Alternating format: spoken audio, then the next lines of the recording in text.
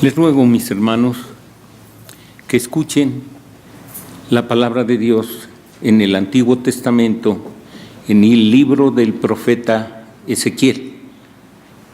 Leeremos un versículo del capítulo 34 y algunos versículos del capítulo 36. Yo levantaré sobre vosotros un pastor que las apaciente. Mi siervo, yo levantaré sobre ellas un pastor que las apaciente. Mi siervo David, él las apacentará, pues será su pastor. Yo seré el Dios de ellos, y mi siervo David en medio de ellas será su gobernante. Yo, Jehová, he hablado. Capítulo 36, verso 24. Y yo os tomaré de las naciones, os recogeré de todos los países y os traeré a vuestro país. Esparciré sobre vosotros agua limpia y seréis purificados de todas vuestras impurezas y de todos vuestros ídolos os limpiaré. Os daré un corazón nuevo y pondré un espíritu nuevo dentro de vosotros. Quitaré de vosotros el corazón de piedra y os daré un corazón de carne.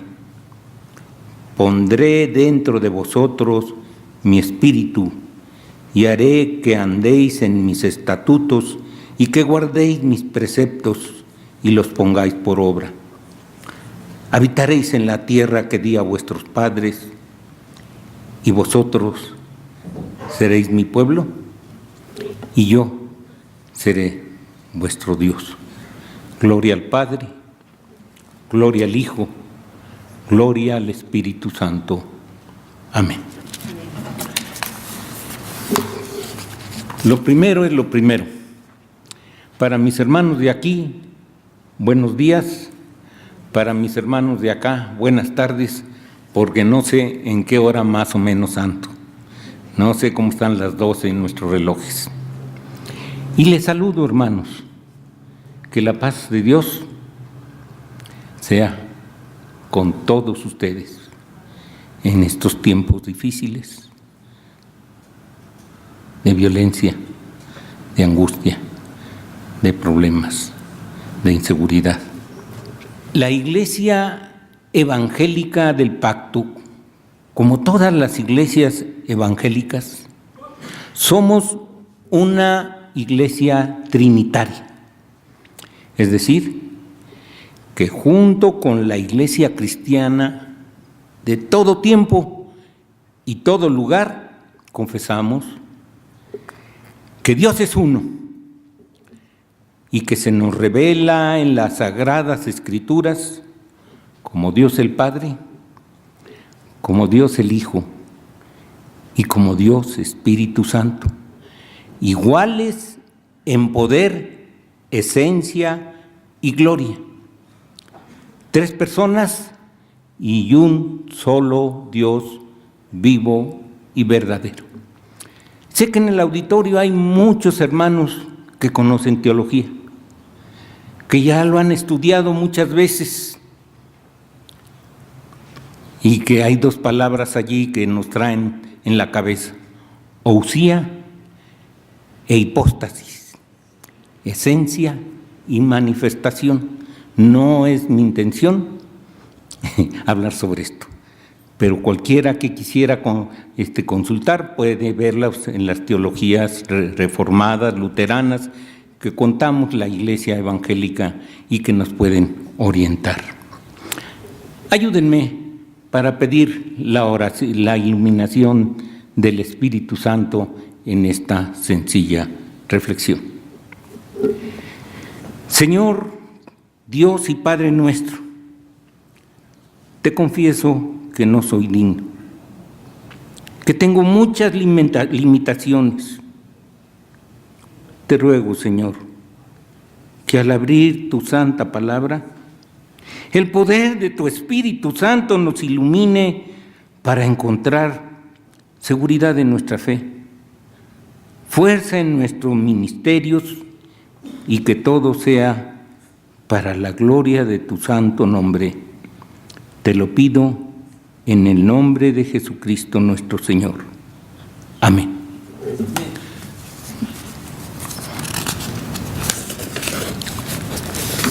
La Iglesia confiesa que el Espíritu Santo es una persona, porque tiene sentimiento, voluntad y pensamiento. No es una influencia abstracta o una emoción. Es una persona como Cristo. Si ustedes leen el capítulo 14 y el capítulo 16 del Evangelio según San Juan, verán que en una de las partes dice: no los dejo solos y les voy a enviar otro consolador.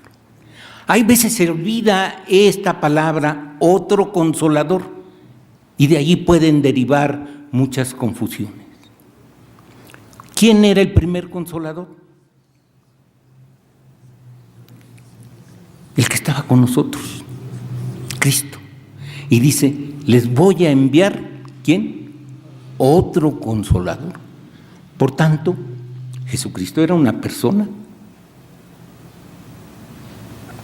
El Espíritu Santo es una persona. Juan 14, 16, 17. La Iglesia confiesa también, hermanos, que el Espíritu Santo, según las Santas Escrituras, este es uno de los artículos más profundos de la Iglesia, es el poder eficaz por el cual Dios se revela a los hombres y les propicia el camino hacia Él. En esta aseveración hay dos doctrinas muy profundas que se conoce como inspiración y expiración. Sin embargo, a lo que quiero llamar la atención con mucha fuerza, hermanos, es que esto nos está hablando ni más ni menos de la palabra de Dios. Por el Espíritu Santo tenemos la palabra de Dios. Y sin la palabra de Dios, lo digo con respeto, pues no tendríamos que hacer nada. ¿Cómo sustentamos nuestras doctrinas? ¿Cómo conocemos el mensaje de Dios? ¿Cómo Dios nos sacude fuerte cuando equivocamos el camino? ¿Cómo Dios nos llama, nos apapacha, nos conforta, si no es por la palabra de Dios? Permítanme este comentario. En la Iglesia hay un problema muy grave en la relación con Dios.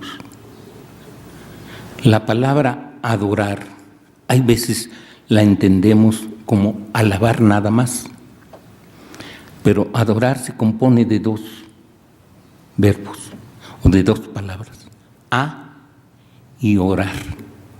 Es decir, hablar con alguien. Porque si no hacemos esto, hermanos, este culto está aquí nada más en estas paredes. Y en nuestro devocionario personal, hermanos, adoramos.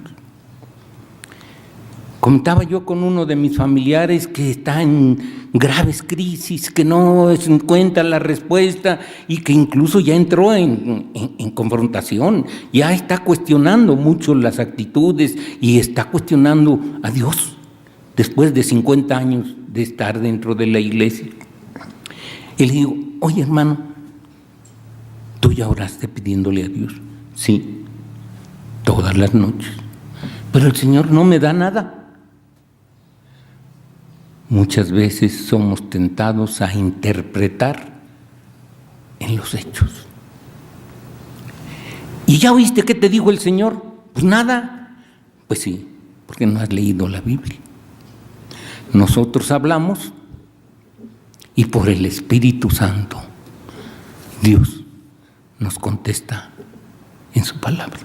Es un diálogo. La iglesia tenemos un diálogo.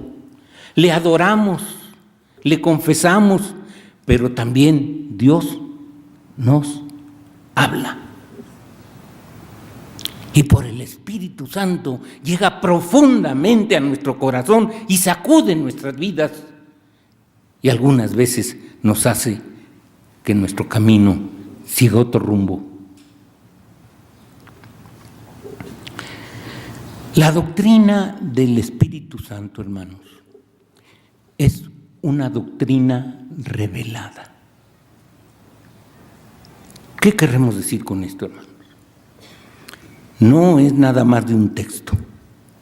Hay algunas sectas que andan allá afuera, que yo las considero heréticas, porque nos están reclamando que a fuerzas encontremos algunos textos que expresen literalmente lo que creemos.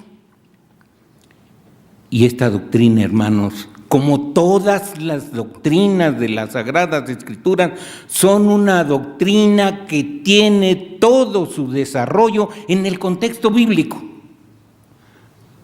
No nos apoyamos en doctrinas textuales, sino en doctrinas contextuales. Así encontramos, hermanos, que en el Antiguo Testamento su palabra nos enseña que allá en la creación, dice, todo estaba confuso.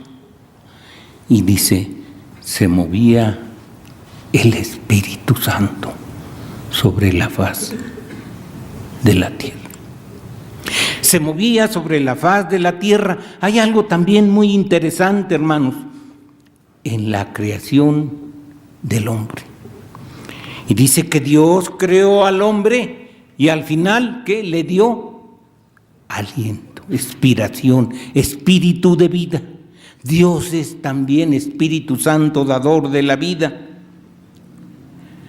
Y así se va revelando en el Antiguo Testamento, en el libro de los Jueces, quizás una de las historias que más conocemos de Sansón.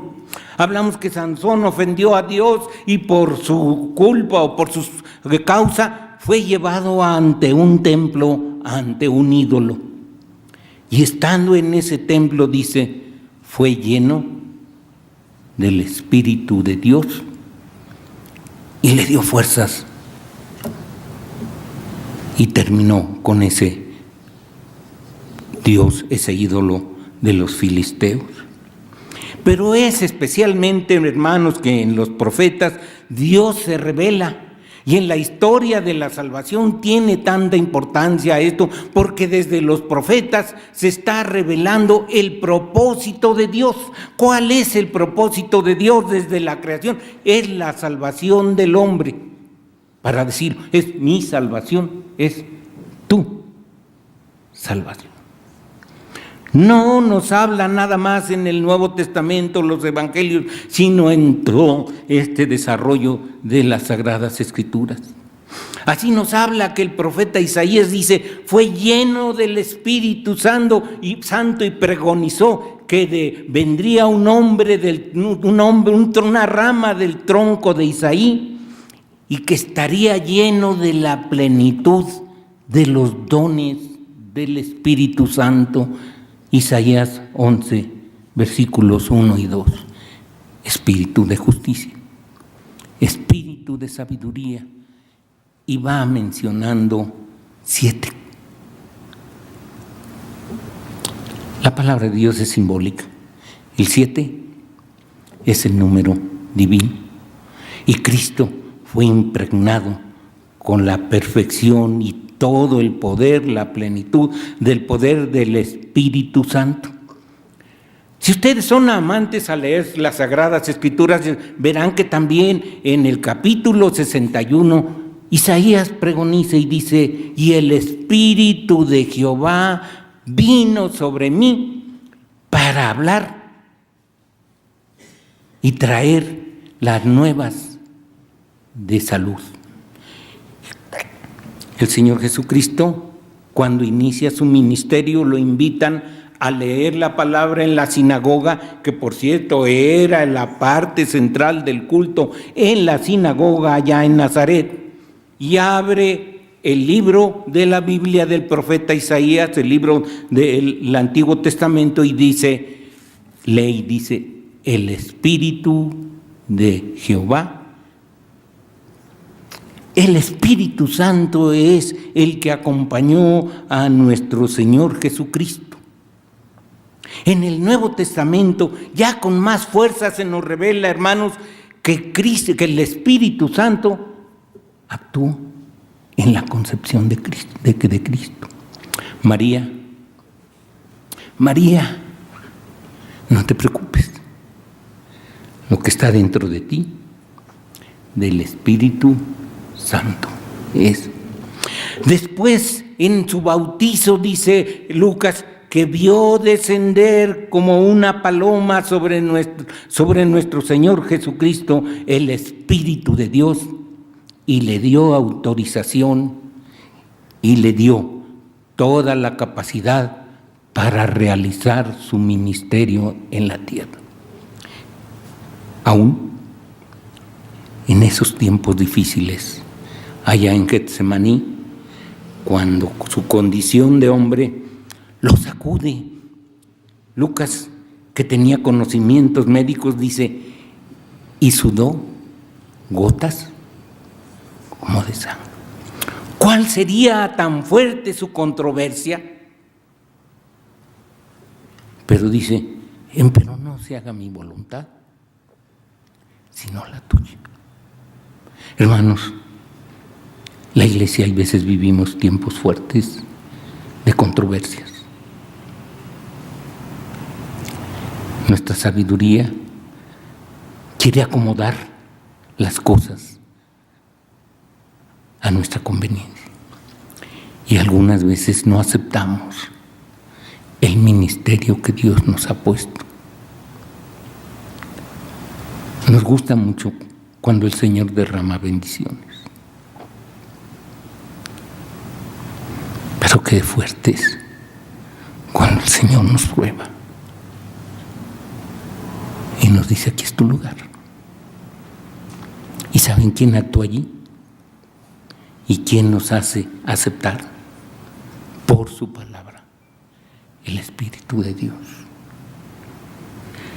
Pero es importante también, hermanos, que conozca la iglesia. Hablaba nuestra hermana de la resurrección de Cristo. Y Pablo, en la carta a los Romanos, que se conoce como el capítulo de la emancipación por el Espíritu, llega al punto que dice, y el Espíritu de aquel que levantó de los muertos a nuestro Señor Jesucristo. Y el Espíritu que levantó a nuestro Señor Jesucristo de los muertos. Me estoy adelantando. Ese está con nosotros.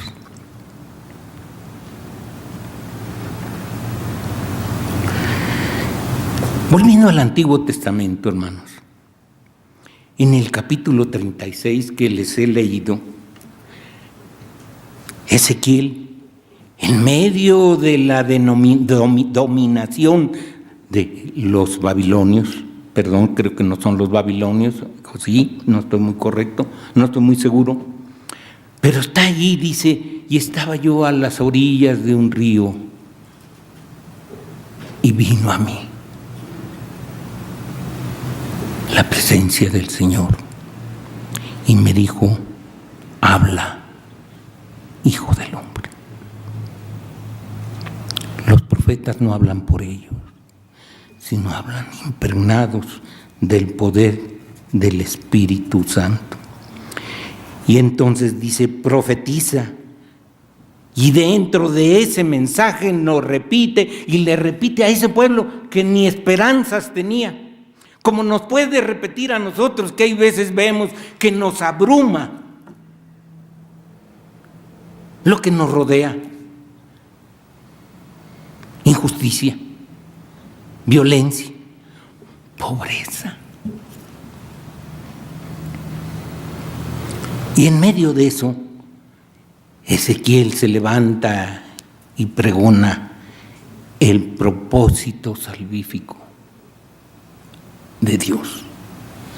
Y dice, como el capítulo 34, salvaré a mis ovejas. Tomaré de las naciones y los atraeré. Nos ha elegido. No abundo como presbiteriano. Nada más digo lo que dice la palabra de Dios. Pero, ¿sabían ustedes que ese es un privilegio? ¿Se han fijado cómo se mueve la gente que no cree ni tiene la seguridad en Dios? Se hace muy evidente en los panteones, en los velorios. Y nosotros, Dios nos ha elegido y tenemos esa seguridad. Y dice, esparciré sobre vosotros, ¿qué? Agua limpia. Es cierto, hemos pecado, pero el Espíritu Santo es el agua que por la sangre de Cristo nos purifica. Por eso es el bautismo. Tiene su simbología. Pero esto tiene un símbolo y una consecuencia. Os daré un corazón nuevo. Ya no somos iguales. En la teología hay una parte que habla de la salvación, soteriología, y sigue exactamente los pasos que marca también el apóstol Pablo en el versículo 30 y 29 del capítulo 8, y que le llaman el ordo salutis, y que dice: a los que amó, a estos eligió, y a los que eligió, a estos justificó, y a los que justificó, a estos también glorificó. ¿Sabían ustedes que por la gracia de Dios hemos recorrido ese camino por el Espíritu Santo? Isaías ya lo contemplaba. Y ahora sí, hermanos, vamos a hablar de lo que nos tiene aquí, que por cierto es dentro de 8 días la fiesta exacta. Y el escritor Lucas, en el libro de los Hechos, dice que 50 días después de la Pascua. En el caso del tiempo que él que vivía, 50 días después de la crucifixión del Señor Jesucristo. Y si ustedes notan, para aquellos que luego les dicen, no, el domingo no es el día del Señor, es el sábado, dice 50, no 49. Luego esta fiesta se celebraba en domingo. Y era, como dice el editorial, la fiesta de los primeros frutos. Estaba allí una multitud, venían de muchos lugares y estaban reunidos, pero había allí un grupo muy selecto. Algunos escritores hablan de que eran 120 discípulos y que era el 28 de mayo del año 30. No he tenido la oportunidad de cotejarlo, pero sí sé que allí estaban los discípulos que estaban cuando él ascendió al cielo y dice: espérenme aquí. Hablamos mucho de ese acto, pero no hablamos también de la condición de los discípulos, que hay veces impera en la situación de las iglesias el desánimo. ¿Se imaginan ustedes estos discípulos cuando su maestro ya se fue? Cuando lo que los animaba ya no está. Ya quizás cada quien estaba pensando, pues yo ya me voy a ir a este lado, yo el domingo me voy a ir acá. O tal vez digan, yo el domingo mejor me voy al fútbol. Quizás así estaba la mente de estos discípulos. Sin embargo, dice que vino este grupo que estaban, ¿qué? Unánimes juntos. La versión Reina Valera es repetitiva y gracias a Dios. No dice estaban unidos, estaban juntos nada más, sino coteja en el original griego y la palabra la remarca con dos. Unidos, ¿qué? Juntos. Hacemos mucho alarde en el Espíritu Santo, hermano, en los carismas, en los tiempos vistosos. Pero qué trabajo cuesta entender que debemos de estar unánimes, juntos. Unánimes, juntos. Y entonces dice que vino un estruendo y un viento fuerte y llenó la casa donde estaban, y que dice, y fueron llenos del Espíritu Santo. En estos pasajes, hermanos, hay algunas concepciones teológicas irrespetuosas que pueden ser. Algunos hacen mucho énfasis en el estruendo, en las lenguas de fuego. Otros refrigerianos hacemos énfasis en la glosolalia, es decir, en que hablaron y entendieron gentes de muchas naciones. Pero si hacemos nuevamente, volvemos al primer versículo, todas estas líneas, todos estos pensamientos bíblicos se deben de unir y estar unánimes juntos, porque es la voz de Dios y porque Dios respeta los distintos pensamientos de cada quien. Cualquiera de estas cosas es una manifestación poderosa del Espíritu de Dios. Pero lo más importante, hermanos, en este pasaje es que con la efusión del Espíritu Santo a estos hombres, nuevamente se hace vigente el poder de la palabra. Empezando porque Pedro predica y se convierte en 3,000. Y Pedro no, como dicen, no le echa mucha ciencia al asunto. Si se fijan, el sermón de Pedro es un sermón bíblico. No habla sobre lo que él quiere, sino proclama la palabra de Dios. Cita 3 o 4 libros del Antiguo Testamento y con ello solidariza y lleva y enfatiza a llegar al cumplimiento. Pero ahora, dice, está Cristo.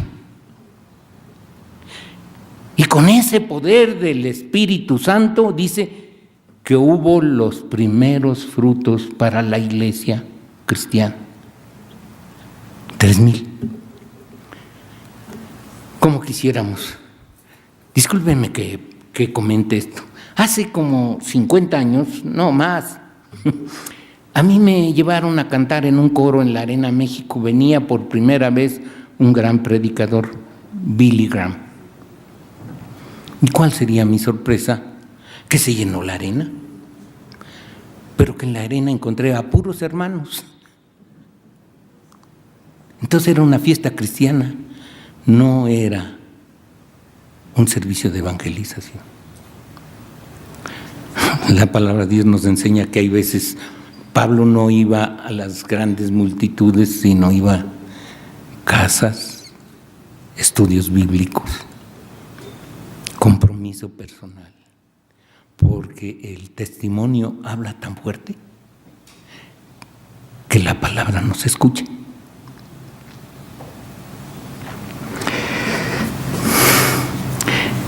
El Pentecostés nos marca la llegada del Espíritu Santo a la iglesia. Pero a diferencia del Antiguo Testamento, que llegaba a los profetas, que llegaba a los jueces, a los sacerdotes, ahora en la iglesia se hace permanente, hermanos. Nosotros somos comunidad del Espíritu Santo. No somos muchos, pero aquí está el Espíritu Santo. Yo no me explico, hermanos, cómo Dios ha movido a hombres para en tan poco tiempo adquirir este mobiliario.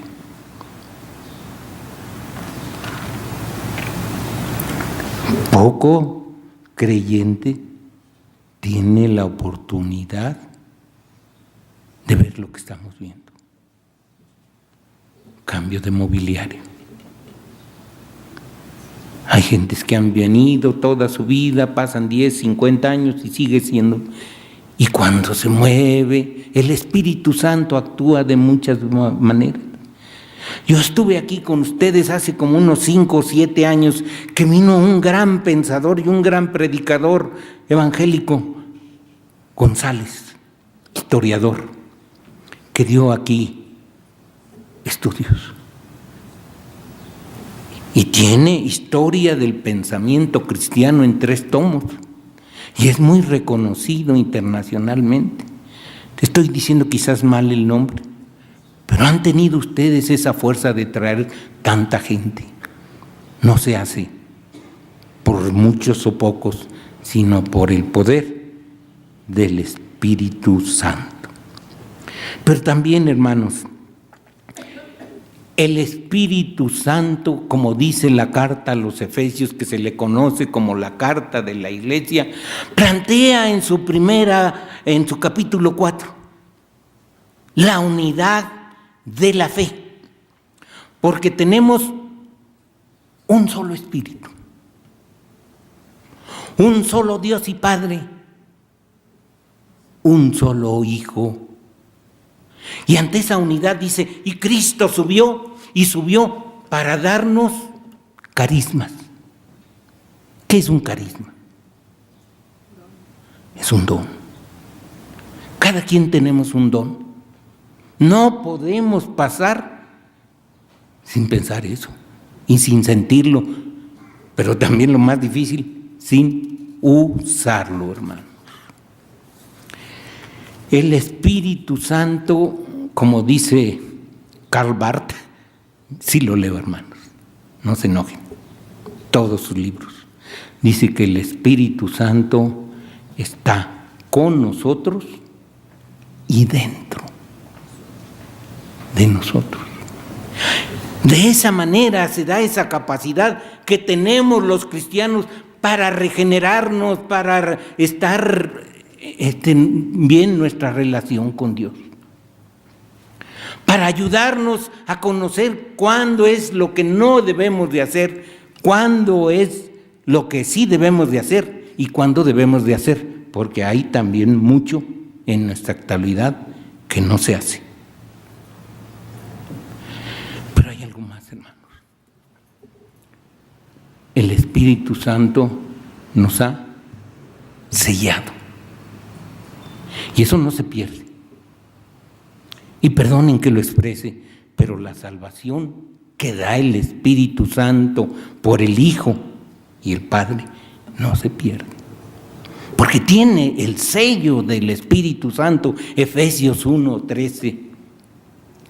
Porque hemos sido sellados con su Espíritu Santo, y agrega, y es la garantía. Pero también, hermanos, nos habla a usted y a mí en el sentido más profundo de la vida. Tarde que temprano tenemos que confrontar la partida de este mundo. A muchos les abruma, pero Jürgen Mühlmann dice, la esperanza es hoy y el Espíritu Santo es hoy, y nos da la garantía de la resurrección y la vida eterna. Hoy, no al final de la doctrina como se contempla en todas las teologías, sino es la parte esencial. En medio de nuestra doctrina está la seguridad en la resurrección de Cristo y la vida perdurable. Dios Espíritu Santo está con nosotros, es por nosotros, nos guía, nos consuela. Hay una traducción que dice nos defiende, es nuestro abogado, es nuestra ayuda. La paz de Dios sea con ustedes.